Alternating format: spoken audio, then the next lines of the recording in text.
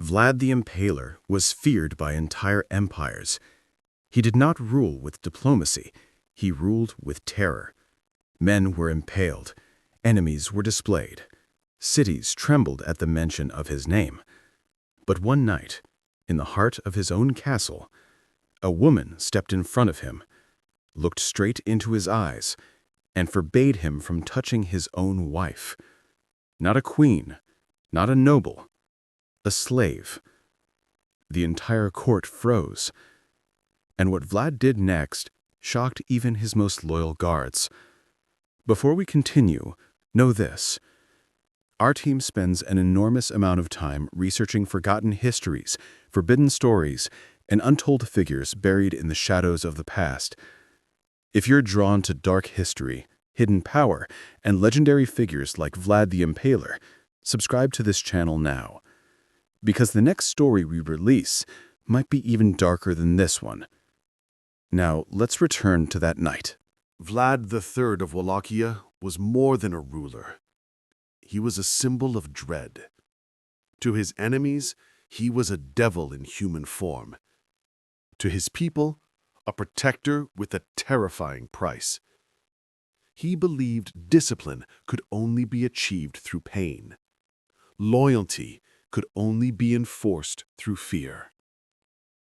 Women in his court were not companions.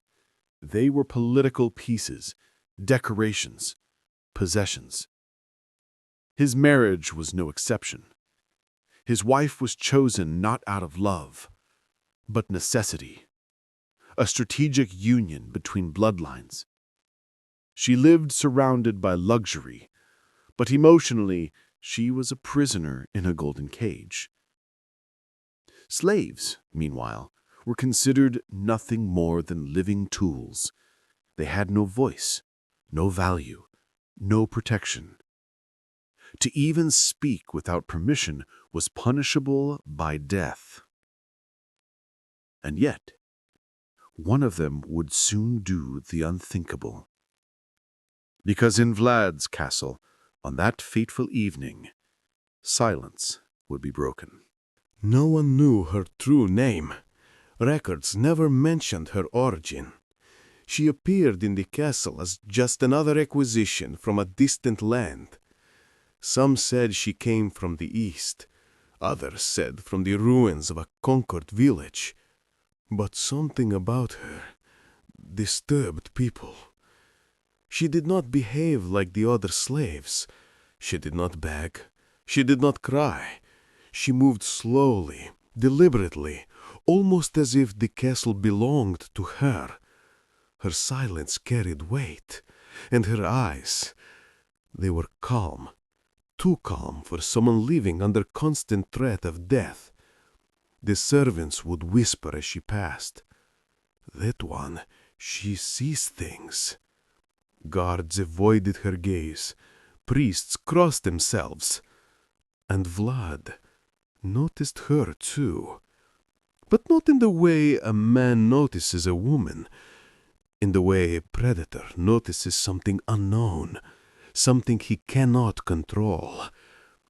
He never spoke to her. Until that night. The hall was lit only by torches. A soft echo of distant footsteps lingered in the corridor. Vlad stood before his wife, the purpose of his visit unclear. She remained silent, rigid, accustomed to submission. The air was thick with unease. Then, footsteps, another presence. The slave woman stepped forward. A gasp rippled through the room. No one dared interrupt the dragon, except her. Then the words, spoken clearly, calmly. "You will not touch her tonight." Silence swallowed the hall. Even the torches seemed to flicker in fear. Every guard froze. Every servant dropped their gaze. Vlad slowly turned toward her. His face showed no emotion, only disbelief. "You don't command me," he answered, his voice low, venomous. "I do not. But tonight I protect her." Time stopped. In that moment, this unknown slave stood between one of the most feared rulers in history and his own wife, and no one knew what would happen next. Any other person would have been executed on the spot, but Vlad didn't move. He studied her posture, her fearlessness, her certainty. "Why?" he finally asked. She stepped closer and whispered, "Because tonight death walks beside you." A cold silence followed. Then Vlad did the unthinkable. He ordered everyone to leave. Guards hesitated. He repeated it louder. The hall emptied, leaving only Vlad and the slave woman. He searched her face. "What do you see?" he asked quietly.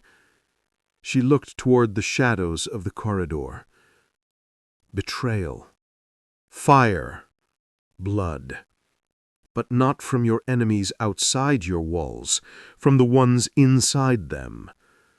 Something in Vlad's expression changed. Not fear, but recognition. That very night, footsteps echoed in restricted corridors. Metal whispered against stone. A blade drawn, but it never reached him. The captain of the guard discovered a traitor in the dark corridors. A servant, armed and desperate. An assassin inside the castle. If Vlad had gone to his wife that night, he would have walked directly into it. The slave was never seen again in the lower levels. Instead, she was moved quietly, protected, hidden. Some said he summoned her in secret before battles, before executions, before decisions of war. He still ruled with fear, but in whispers he listened to one woman. No records mention her name. No portrait captured her face, but whispers endured. Some believe she was a prophetess, others a curse sent to bind him, and some believe she was the only soul Vlad the Impaler ever feared. He ruled through terror, but legends say one woman ruled through him. And what Vlad later did to the women who tried to replace her shocked all of Europe. If you want to continue uncovering the darkest secrets buried in history, subscribe now, because the next story in this series is one the world tried to erase, and we're bringing it back into the light.